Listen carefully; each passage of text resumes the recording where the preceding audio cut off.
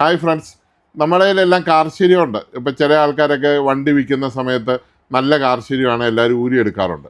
ഇതിപ്പോൾ പൈനീറിൻ്റെ ഒരു കാർഷിര്യമാണ്. ചിലർ വണ്ടി പിന്നെ ടോട്ടൽ ലോസ് വരുമ്പോഴൊക്കെ കാർഷിര്യയ്ക്ക് ഒരു കുഴപ്പം വരാറില്ല, കാർഷിര്യം ഊരിയെടുക്കും.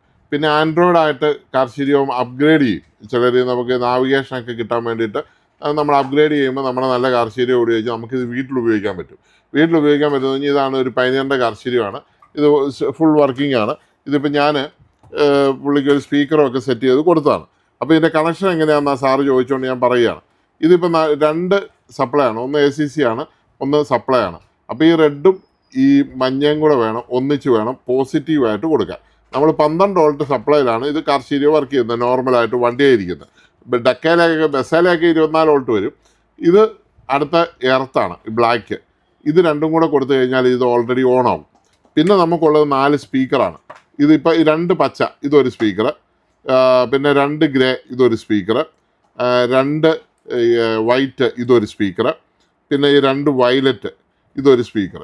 ഇതെല്ലാ കമ്പനിയുടെ ഏകദേശം പൈനീർ, സോണി, JBL ഇങ്ങനെ ഒരുവിധം വരുന്ന എല്ലാ സെറ്റുകളുടെയും ഈ കണക്ഷൻസ് ഇങ്ങനെ കളർ ജിഗാണ്. പിന്നെ ജിഗിന് വ്യത്യാസമുണ്ട് ഓരോ കമ്പനിയുടെ അനുസരിച്ച്.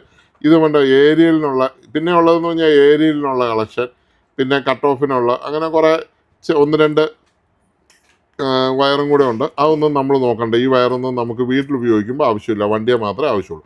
വണ്ടിയിൽ ആവശ്യമുള്ള 1, 2, 3, 4 സ്പീക്കർ, ഇത് പോസിറ്റീവ് നെഗറ്റീവ് സപ്ലൈ, ഇത്ര മാത്രമേ നമുക്ക് ആവശ്യമുള്ളൂ. ഇവിടെ പുറകെ പെൻഡ്രൈവ് ഒക്കെ കുത്താവുന്ന ഒരു നല്ല കാർഷിര്യമാണ് പൈനിയറിൻ്റെ.